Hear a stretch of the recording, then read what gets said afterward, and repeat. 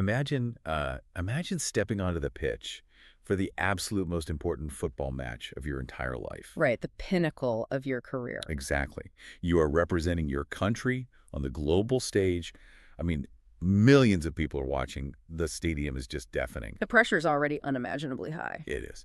But then, just hours before kickoff, you find out that your host nation, the country whose soil you are literally standing on at that moment, just launched a military strike against your homeland. Wow, yeah. That is the unprecedented, just chaotic reality of the 2026 FIFA World Cup. It really is. And, it completely shatters that traditional narrative we always like to tell ourselves about global sports. The idea that sports exist in a bubble. Exactly. We usually treat the World Cup as this untouchable, sacred month where everyone just agrees to lay down their arms and, just watch the game. Right, a pause on the real world. Yeah, but what the sources are showing us right now is a tournament that has been, well, entirely swallowed by the political realities surrounding it. And if you've been following this tournament at all, you've probably felt that whiplash just reading the daily headlines. Well, absolutely. It's overwhelming. It is. So we've tailored today's deep dive specifically for you, the learner. We want to cut through all that noise and unpack an incredibly dense, dramatic, and frankly, historic stack of source reports detailing exactly what is happening on the ground. Yeah, it's a lot to get through. It really is. But before we get into the weeds here, I do need to pause and put out a crucial disclaimer. Good call. This is important. Look, we're dealing with incredibly polarized geopolitics today. I mean, we're talking about active wars, strict travel bans, massive executive branch interventions. Real heavy real-world stuff. Exactly. So our goal here is not to play political pundit. We aren't here to tell you who is right or wrong, and we aren't endorsing any political viewpoint, left-wing or right-wing. We aren't judging any of the nations involved either. Right. Our mission today is strictly to take the facts from the ground, straight from the source material, and show you how they are colliding with the world's biggest sporting event. Just reporting the facts. Precisely. Okay, let's unpack this. So to really understand how severe that collision is, you first have to grasp the sheer logistical footprint of this specific tournament. Because it's huge, right? Oh, it's massive. This isn't contained to one city or even one country. The 2026 World Cup runs from June 11th to July 19th. Okay. And it utilizes 16 different massive stadiums spread simultaneously across the United States, Canada, and Mexico. 3 entire countries hosting at once. Yeah, it's unprecedented. And just to ground everyone on the timeline, we are currently past the round of 16 in the bracket. Right, because I know England recently knocked out Mexico. Exactly. So we are deep into the high-stakes knockout phases right now. Every match is do or die. And the irony of that massive geographic footprint is just glaring to me. I mean, the entire pitch for this World Cup was about historic expansion, wasn't it? Oh, totally. It's the first time 48 teams have ever been invited. Right. It was supposed to be this ultimate borderless celebration, bringing more nations into the fold than ever before. The biggest global party. Yeah. But instead, that grand scale has just crashed headfirst into extreme, concrete geopolitical barriers. And the most intense storyline emerging from our sources defines that barrier perfectly. I mean, this tournament is taking place during an active, ongoing war between the United States and Iran. Which is just wild to even think about in the context of a sports tournament. It really is. You have a global sporting event hosted by a nation that is actively engaged in a military conflict with one of the participating teams. The logistical fallout from that alone is staggering. Staggering almost feels like an understatement when you look at the 24-hour entry rule they implemented. Oh yeah, that rule was incredibly harsh. Because of the active conflict, Iranian players were only legally allowed to enter the United States exactly 24 hours before a match. Just 24 hours. Right. And the moment the final whistle blew, they were required to leave the country immediately. It's hard to overstate how disruptive that is. I was trying to think of how to explain it, and it's like trying to take the most important final exam of your life, right? Okay, yeah. But you're only allowed into the building 5 minutes before the test starts. You can't even get your bearings. Exactly. And then you have to sprint out of the building the moment you put your pencil down. That's a great analogy. It strips away every foundational element of modern athletic preparation. You completely eliminate the physical acclimatization, getting used to the time zone. The sleep schedule adjustments, the tactical walkthroughs on the pitch. Elite football demands all of that. But it's not like the disruption stopped there either. No, not at all. The The sources detail how Iran's training camp originally had to be relocated too. Where were they supposed to be? They were slated to be based in Tucson, Arizona, which, makes logistical sense for the climate and travel. Sure, Arizona makes sense. But due to intense security concerns and the political optics of the war, the entire operation had to be uprooted. They had to shift it across the border to Tijuana, Mexico. Hold on, I have to stop you there, because that makes absolutely no sense from a competitive standpoint. It's a logistical nightmare. If they are based in Tijuana, they are essentially commuting internationally just to participate in a tournament they qualified for. Right, across a heavily fortified border, yeah. At what point does a team just say, this is impossible, we're boycotting? Why would Iran even agree to participate under those punishing conditions? It's a really great question, and it basically comes down to the sheer leverage of the World Cup. Because it's so big. Exactly. For the athletes, this is a 4-year cycle. Sometimes it's a once-in-a-lifetime opportunity to play on the stage. It's true, you don't want to throw that away. Right. A boycott punishes the players far more than it punishes the host nation or FIFA. That makes sense. Plus, there is immense domestic pressure back in Iran to perform on the global stage, especially during a time of conflict. But you're right, the conditions were punishing. And it gets worse when you factor in that they weren't even operating with their full staff. Wait, they were missing staff? Yeah, the U.S. government denied visas to multiple members of the Iranian team's coaching and administrative staff. And the stated reason for those denials wasn't just some clerical error, right? No, not at all. The administration cited alleged connections to the IRGC, the Islamic Revolutionary Guard Corps. Oh dear, wow. Because the IRGC is classified by the U.S. as a foreign terrorist organization. Any coach or administrator with even a perceived past affiliation or even mandatory military service tied to that branch was treated as a severe security threat.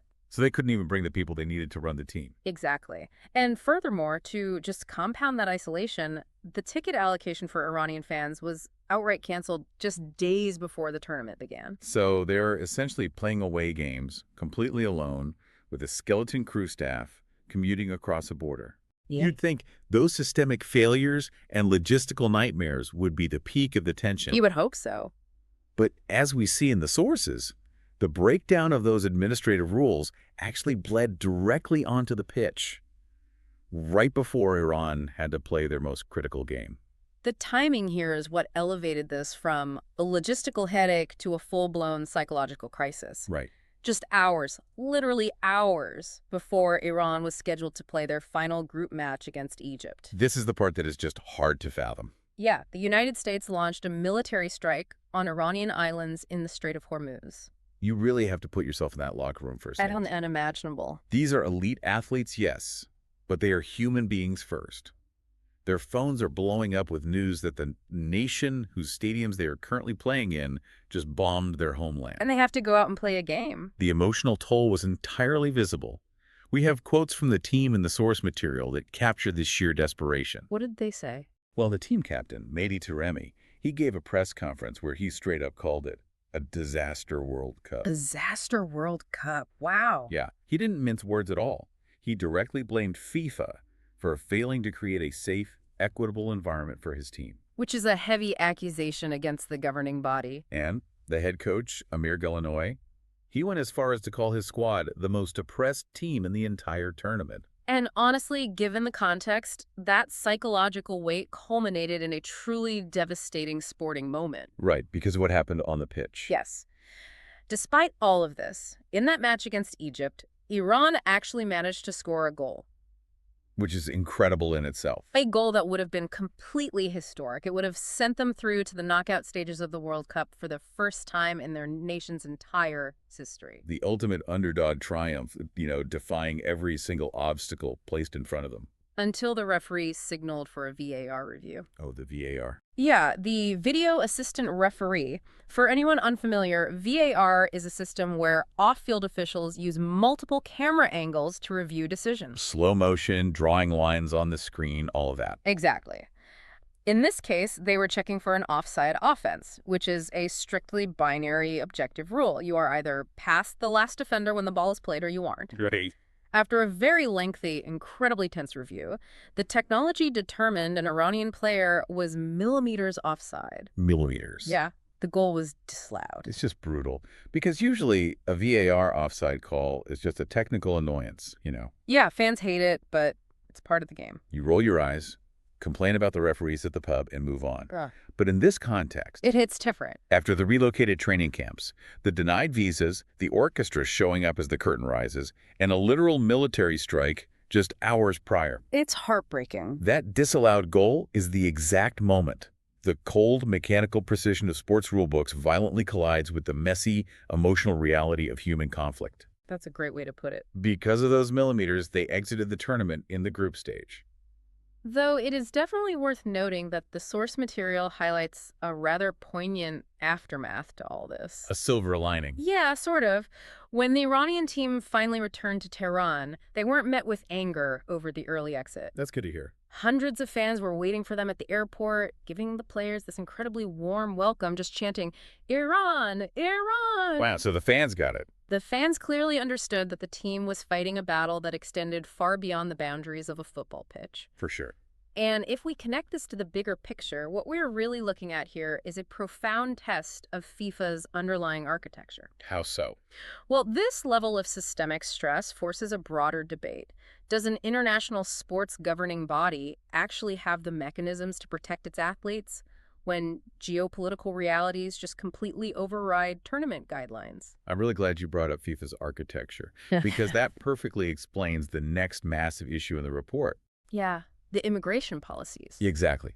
Iran's situation was specifically tied to an active military conflict, right? Yes. But other nations and their fans found themselves completely shut out, simply due to broader U.S. immigration policies. The source material explicitly outlines the sprawling impact of the Trump administration's immigration and visa policies on this tournament. It wasn't just Iran getting blocked. Not at all. There is a travel ban currently in place affecting 39 countries. 39 countries. Yeah, and what makes this critical for the World Cup is that this ban didn't just target random nations. It directly impacted countries that had legitimately qualified for the tournament through years of grueling competition. Countries that earned their spot. Right. Teams like Haiti, Ivory Coast, and Senegal suddenly found themselves navigating severe, almost insurmountable entry restrictions. And it didn't even stop the players, did it? No, it didn't. The fans trying to come support those teams were hit with financial requirements that honestly border on extortion. The report details that some fans from African nations were facing demands to pay a $15,000 visa bond just to enter the United States. Okay, we really need to pause on that. A $15,000 visa bond. It's an astronomical sum. For anyone who hasn't encountered that term before, a visa bond essentially acts as a massive security deposit. Right. The host nation essentially holds 15 grand of your money hostage to guarantee you won't overstay your welcome after the match is over. Which immediately presses out, 99% of regular, everyday football supporters. Easily. It completely changes the demographic of who is even allowed to be a fan. It really does. Now, the source does note that this bond demand was temporarily lifted after immense pressure. Oh, it was lifted. Yeah, temporarily. But the sheer fact that it was implemented at all sparked massive international backlash. I can imagine. Organizations like Amnesty International and Human Rights Watch had to officially step in. Wow, human rights organizations getting involved in a sports tournament. Yeah, they were demanding that FIFA take definitive action to protect basic human rights and equitable access during the event. Which brings me to a question that has been bothering me through this entire deep dive. What's that? How does FIFA even allow this to happen? That is the million-dollar question. I mean, I always thought FIFA operated like a pseudo-sovereign entity during a World Cup. They control the stadiums, they control the branding, they dictate the rules of play. Historically, yes, they try to. So how do they handle a situation where a domestic political leader is just unilaterally altering the playing field? The short answer is leverage. Leverage. Yeah. Normally, FIFA does operate with a high degree of autonomy. But because this specific tournament spans 3 massive North American borders, FIFA is entirely reliant on U.S. federal security, U.S. airspace, and U.S. infrastructure just to make the event happen. So the host government has unprecedented leverage here. If the executive branch threatens to pull logistical cooperation, FIFA's internal committees have virtually no recourse. So they essentially have to quietly fold to whatever the host nation demands, even if it breaks their own rules. Exactly. And the most shocking example of that dynamic in the sources, the one that really proves your point, involves a player from the United States Folarin Balogun. Oh man, this part of the report is just straight up wild. It really is. So Balogun received a red card during a match. Okay. Now, under the universal standard rules of football, a red card carries an automatic suspension for the next game. No questions asked. Right. It doesn't matter who you are. That is a foundational mechanism of the sport designed to punish severe fouls or misconduct. You break the rule, you sit out. Exactly. However, the report states that after the U.S. president publicly intervened and pressured the organizers, FIFA actually reversed the suspension. Which just doesn't happen. It's unheard of. A red card is a red card. If FIFA starts reversing on-field disciplinary decisions just because a head of state gets involved, that strikes at the very core of competitive integrity. It totally undermines the referees. The referee's whistle has essentially been replaced by an executive order. And the fallout from that single decision is actively compromising the tournament bracket as we speak. Wait, how so? Because Balogun was cleared to play, the team the U.S. is facing next to point. Belgium is reportedly preparing to officially appeal FIFA's decision. Belgium is appealing. Yes. They are likely going to take this all the way to the Court of Arbitration for Sport. I mean, from Belgium's perspective, they have every right to be furious. Oh, completely. The U.S. team is fielding a player who, by all standard metrics of the sport, should be banned from the pitch. That's an incredible controversy. And it proves that the illusion of FIFA's global sovereignty officially ends the moment a geopolitical superpower decides it wants to bend the rules. It just shows how dangerously porous the borders between the game and politics have become.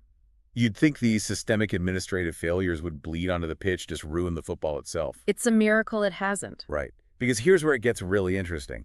Ironically, the breakdown of all these off-field rules has stood in stark contrast to the absolute purity of what the players are actually doing on the grass. The games have been phenomenal. Despite the travel bans, the visa bans, and the reversed red cards, the athletes are still delivering legendary, career-defining performances. The sheer quality of the football hasn't diminished in the slightest. Not at all. In fact, we are witnessing the end of an absolute era in the sport. The report details the dramatic exit of Brazil, who were knocked out of the tournament by Norway in a massive upset. That game was intense. And in the immediate aftermath of that match, Brazilian superstar Neymar officially announced his retirement from international football. The footage described in the source is incredibly vivid. Very emotional. Neymar walking away, a tearful goodbye in front of thousands of fans. It's the closing of a massive chapter for one of the most iconic footballing nations in the world. And as that generation steps back, a new one is absolutely dominating. Oh yeah, Holland. Exactly. Erling Haaland, playing for Norway, is currently leading the race for the Golden Boot. Which is the award for the top goal scorer. Right. Correct. He was the catalyst in that match against Brazil, scoring 2 crucial goals that essentially sent them home. Though he isn't running away with the award just yet. No, the race is tight. The source mentions he's facing some incredibly stiff competition from guys like Kylian Mbappe, Harry Kane, and Mo Salah. The sheer concentration of talent on display is staggering. And then, of course, hovering above all of this is Lionel Messi. I mean, it wouldn't be a World Cup deep dive without a Messi storyline, right? Right. The report notes a spectacular, slightly lighter fact to balance all the heavy geopolitics we've discussed. Let's hear it. Messi is continuing to improve upon his all-time World Cup goal record. Amazing. And his legacy has reached such a monumental, almost mythical status that back in his home country of Argentina, they have recently erected an 85-foot statue of him. An 85-foot statue. It's massive. Just to put that into perspective for you listening, that is roughly the height of an 8-story building. An 8-story Messi. It really illustrates how much weight these players carry for their nations. They aren't just athletes kicking a ball around.